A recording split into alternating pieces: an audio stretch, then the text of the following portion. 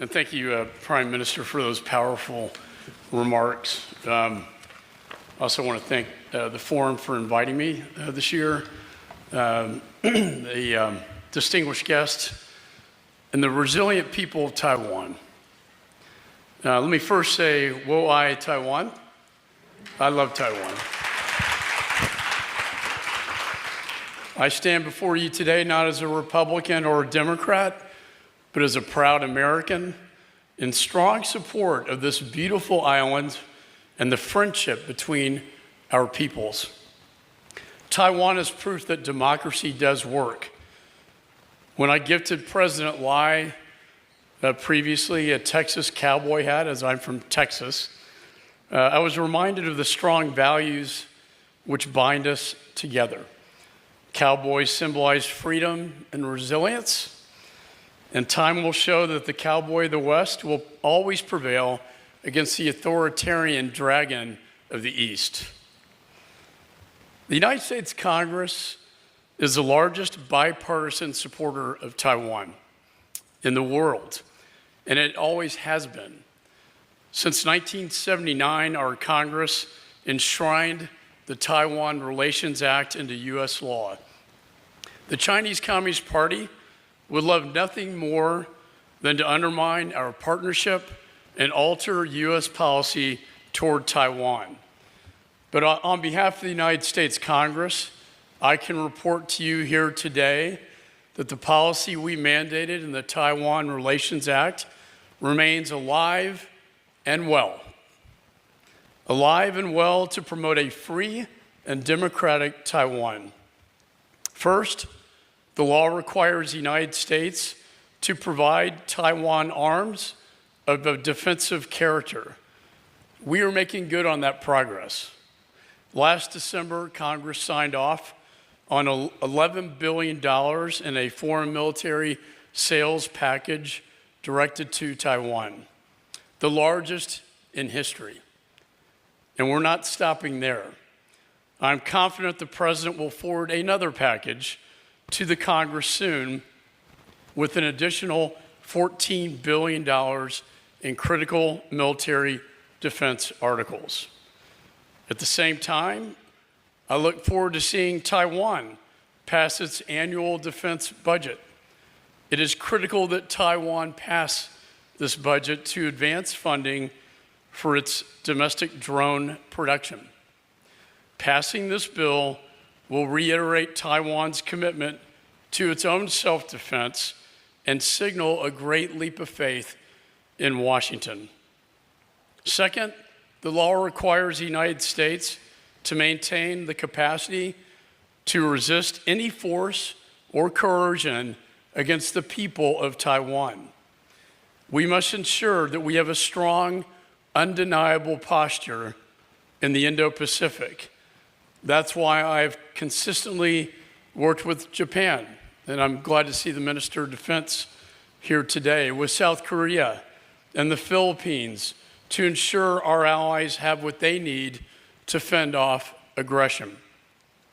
Additionally, under my chairmanship, I spearheaded efforts to strengthen the AUKUS partnership between Australia, the United Kingdom, and the United States, which serves as a permanent beachhead in this region. This alliance keeps Chairman Xi up at night because it establishes the critical deterrence measures necessary to maintain global order. The United States does not seek conflict, neither does Taiwan. But as Ronald Reagan taught us, only through strength can we provide the deterrence necessary to secure peace in this region and around the globe. Third, the Taiwan Relations Act explicitly states that our diplomatic relationship with China depends entirely on Taiwan's future being determined by peaceful means. Let me be clear, that is still the case today. For as Ronald Reagan stated many years ago, pointed out, quote, the United States does not consult with the PRC on its arms sales to Taiwan. And that still is the policy of the United States today. While the U.S. pursues strategies to stabilize its relationship with China, we are still clear-eyed about the CCP's threat and their end game. The Taiwan Relations Act was designed to preserve peace and stability in the Taiwan Straits, and it has done so for decades.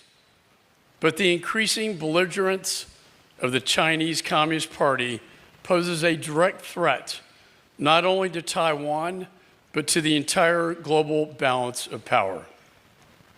I experienced their intimidation tactics firsthand during my time as chairman of the House Foreign Affairs Committee.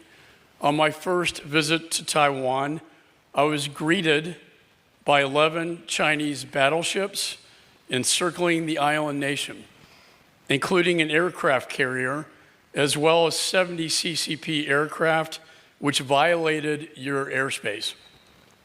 As a result of my visit, I was sanctioned by the CCP. As far as I'm concerned, that is a badge of honor. These intimidation tactics did not work then, and they will not work now. I returned to Taiwan when President Lai was elected, and I was again met with an armada of Chinese naval ships and airplanes encircling the island. And I will never forget when my colleagues and I were flying over the South China Sea, and China accused us by radio transmitter on the airplane that we were violating their sovereign territories, even though we were in international waters. And make no mistake, the CCP is testing its capabilities and Taiwan's vulnerabilities in preparation for a potential invasion. But their aggression only strengthened my resolve and Taiwan's resolve. In 2024, I fought hard to pass the Emergency Wartime Supplemental Bill, which secured more than $8 billion for our allies and partners across the Indo-Pacific, including Taiwan. As the CCP escalates its military activities around Taiwan and increases their belligerence in the South China Sea, particularly against our allies in the Philippines, it is critical that we respond with unity in the Indo-Pacific region. The CCP's actions are not isolated incidents.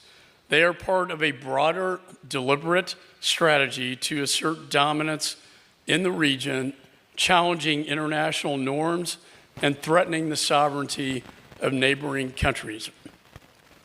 But I believe their malign agenda has backfired. Just this week, Taiwan will be hosting their annual Huanquang military exercises. And I'm proud to say that Taiwan has the highest level of defense readiness and capabilities that I've seen in my 22 years in Congress. China's unchecked aggression towards Japan, the Philippines, and others has awakened the free world. Now these countries are coming together to support one another like never before. Taiwan plays a vital role in that effort, whether it's through your advancement in the AI arms race or outpacing China in its GDP growth. And that's why I wanted to personally congratulate you for pursuing your special defense budget. We must fund and pursue all possible avenues to bolster your defense and resiliency. One critical component of that is cybersecurity, which is just as important as missiles and drones in this age of modern warfare. The lessons from Ukraine are indicative of this. I just came back from the region just recently, and I hope to see the U.S.-Taiwan partnership involved in drone co-production and technology. And the development of U.S.-Taiwan drone sector will create truly a hornet's nest in defense of Taiwan. Our ultimate goal must be deterrence, which leads to peace. The United States stands with you in pursuit of a peaceful, free, and democratic Taiwan. Just recently, the Congress provided up to $1 billion for the Taiwan Security Cooperation Initiative in our National Defense Bill, which allows for a drawdown of U.S. and allied weapons stockpiles directly for Taiwan. Our commitment to ensuring your security from an increasingly aggressive CCP is stronger today than it has ever been. But our partnership goes far beyond defense alone. When it comes to economic ties, our relationship is strong and beneficial to complement our diplomatic and national security ties. And that is exactly why I have championed and strongly supported the Taiwan Double Taxation Relief Bill. I'm confident that our trade relationship with China should never endanger our support for Taiwan. I'm also proud that my CHIPS Act has strengthened our partnership in the technology industry and cemented our shared economic future. Taiwan is our fourth largest trading partner and has made significant investments in the United States, especially in my home state of Texas. It is evident that the U.S.-Taiwan partnership has entered into a new golden age. TSMC stands as a global titan, and through the tax incentives in my bill, they have been able to expand their cutting-edge operations in the United States, strengthening our alliance. During the Korean War in 1950, General Douglas MacArthur famously called Taiwan a, quote, unsinkable aircraft carrier. That is still true today. Taiwan stands as an enduring pillar of freedom to check and to stop the spread of the Chinese Communist Party's malign influence across Asia. As President Lai recently stated, quote, the Republic of China is not subordinate to the People's Republic of China. The CCP attempts to force unification. Its attempts to do so will never succeed because historically, the PRC has never controlled Taiwan. We must not allow the Chinese Communist Party to upend the global balance of power. We are engaged in a generational fight, a competition for the very soul of the free world, and we cannot afford to lose. So to the people of Taiwan, know that you will always have a steadfast partner in the United States of America. And let us continue to stand shoulder to shoulder, unwavering in our defense of freedom. And let us secure a free and democratic future where peace through strength prevails. Thank you. Thank you. Thank you very much, Representative McCaul, for your powerful remarks. Thank you.